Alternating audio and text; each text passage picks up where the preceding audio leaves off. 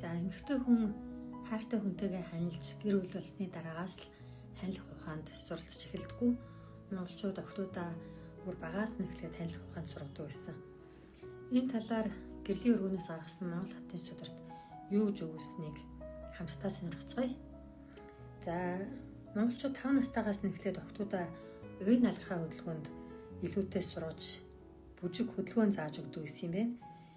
Энэ өөрийн сэтгэлийн илэрхийллийг гаргах, гар хөл биеэр хилдэх уран нарийн үзэгдлүүдийг үйлдүүлэхийг сургаж эхэлдэг гэсэн үг юм байна. За 7 хавтаас нь бичиг үсэг оюун ухааныг таниулан төлөвлөдөг байсан гэж байна. Ер нь шүлгийн утгыг, дууны уянгийг сонсож чаддаг хүн эрдэмтэн сайдын гүн ухааныг тайлж чаднаа гэж үздэг юм байна.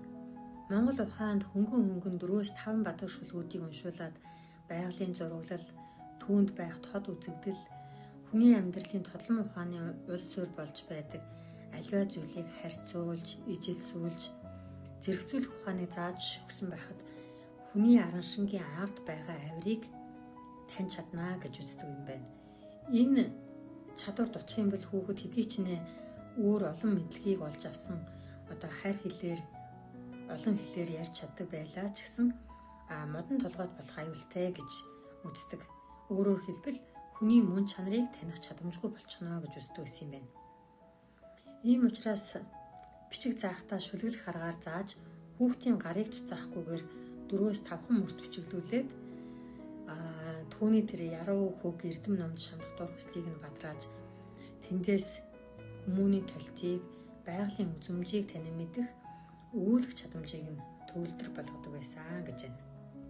За хүүхэд 9 хавртай болоход эм ухаанд сургаж эхэлдэг юм байна. 9 хавртай хүүхдэд юун эмийн ухаан байх вэ гэвэл тийм шиг нэ. Бэлгийн хөгжил эхэлж өхний толгой хатуурах цаг нь үдээ шүү дээ. Иймээс энэ цагт зааж өгөхгүй бол охин насаа эрт хүнд чамаагүй алдаж олз болох аюул байдаг юм аа. Тийм учраас багаас нь зөв хөтлүүлэх нь эм хүмүүний заяа тавилан цэвэр байлгах мөн чанар болдгоо гэж байна. За 9 хавртаагаас энэ ханилахын ухаанд суралцж эхэлснээр том болоод айлын гэргий болоод бүх юмыг өөрийн дур зургаар байлгах биш, тэр бүгдийн дур сонирхлыг хүндэтгээд өөрөө тэнд хэрхэн бусдыг тухлуулан хөтлж байвал хатан болох ухаан юм аа гэж үздэг байсан байна. Гэхдээ энэ нь бол ойлгуулахад нэлээд бэрх гүн ухаан учраас аливаа бүхний хоршоо бүхэн дээр харуулдаг гинэ. Ууланд байх модонд мөчр үгүй бол яах вэ? Урсах гол нь ихгүй бол яана вэ гэхчлэн энэ бүхнийг яруу бүхний шүлгэлэх аргаар зааж өгдөг эртний уламжлал байсан байна. Хүмүүний арга авийг болохыг, ихтэй сайхан харагдахыг, эвгүй муухан харагдах энэ бүхнийг сургадаг хуруу гарын уян хөдөлгөөн, мойн хөдөлгөөн тэр бүхнийг ажиглуулан бие хүмүүний чадамжийг энэ л цагаасаа хөгжүүлж эхэлнэ гэж байна.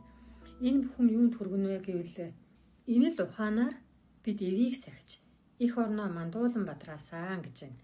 Тэгэхээр охин хүүхэд хатан ухаанд суралцсанаар гэр бүл бүтэн байж гэр бүл бүтэн байснаар төрийн тух тогтноо гэдэг зарчим энд явж байна.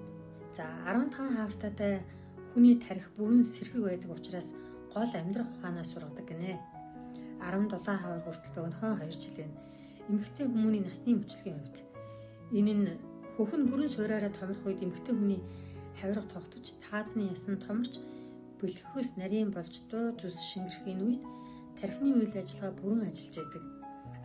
Энэ цагт нь уул болох ухааныг заагаад өгчих юм бол амьдралын турш мартдаггүй. Тухайн нийгмийн хамгийн хүнд ухааныг хамгийн хүндтэй мэрэгд сэцдийг урин залж төдий настан хүүхдүүдэд сургаж өгдөг гэж байна.